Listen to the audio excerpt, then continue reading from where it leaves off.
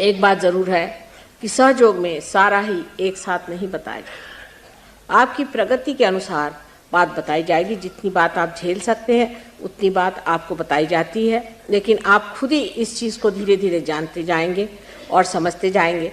जैसे जैसे आप इसमें माहिर हो जाएंगे, आपको पूरी बातें खुद ही समझ में आ जाएंगी। मैं ये चाहूँगी कि आप लोग नम्र भाव से वहाँ पर जाएं। अभी हमने जाना नहीं कुछ, हमें कुछ जानने का है।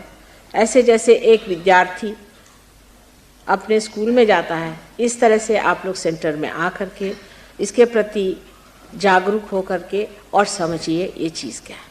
बहुत से लोगों को बीमारियां हैं, तकलीफ़ें हैं और इसका मुझे पूरा एहसास है, और सहयोग से अनेक बीमारियां ठीक हो सकती हैं। बहुत से लोग सोचते हैं कि अगर मैं उनसे मिलूं या उनके सर पे हाथ रख दूं या उनकी कोई मदद कर दूं तो लोग ठीक हो जाएंगे। ये बात सही नहीं। असल में आप ही के अंदर ये आपको ठीक करने की शक्ति है। सिर्फ उसको इस्तेमाल कैसे करना चाहिए, उस शक्ति को किस तरह से चालित करना चाहिए, उसका उपयोग कैसा करना चाहिए, ये आप सीख लीजिए। अगर आप इसे सीख लें तो कोई आपको ज़रूरत नहीं कि आप मेरे पास किसी पेशेंट को लाएं या मैं ही आपको समय दूं। दूसरे, अगर आपके घर में कोई बीमार, बहुत से लोगों का चित्त तो वहीं लगा रहता है कि कोई बीमार है, तकलीफ़ है, तो इसके लिए ठीक यही होगा कि आप स्वयं इसमें प्रवीण हो जाएं, इसमें आप होशियार हो जाएं। अगर आप इसमें खुद ही होशियार हो गए तो आप उनको ठीक कर सकते हैं।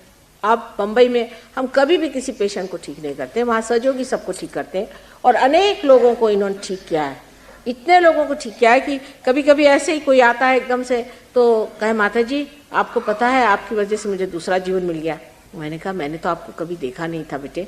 नहीं, आपको नहीं पता, आपके शिष्य फला फला थे, वो आए, उन्होंने हमको ठीक कर दिया, और अब तुम क्या करें, अब मैं ठीक कर रहा हूँ लोगों को। लेकिन जिसे कहते हैं डिसिप्लिन, डिसिप्लिन चीज हमारे अंदर इधर कम। जमने की डिसिप्लिन हमारे अंदर आनी चाहिए कि अपने को थोड़ा सा अपनी जो विल पावर है उसको बढ़ा करके और डिसिप्लिन में आना पड़ता है। और जब वो डिसिप्लिन, अब इसका अगर डिसिप्लिन हम न पालें तो ये मशीन हमारे हाथ से चल नहीं सकती। इसी प्रकार हर एक को पता होना चाहिए कि हम इसे डिसिप्लिन में लाएं, और उस डिसिप्लिन में ला करके और हम हमारा ऐसा ट्यूनिंग कर लें कि हमारे अंदर से ये शक्ति अविरल पूरी समय बहती, रुकनी नहीं चाहिए। अगर रुकती है तो कोई ना कोई खोट है, कोई खराबी है, कहीं ना कहीं कुछ चीज़ रुक जा रही, उसका पूरा प्रवाह चलने दें।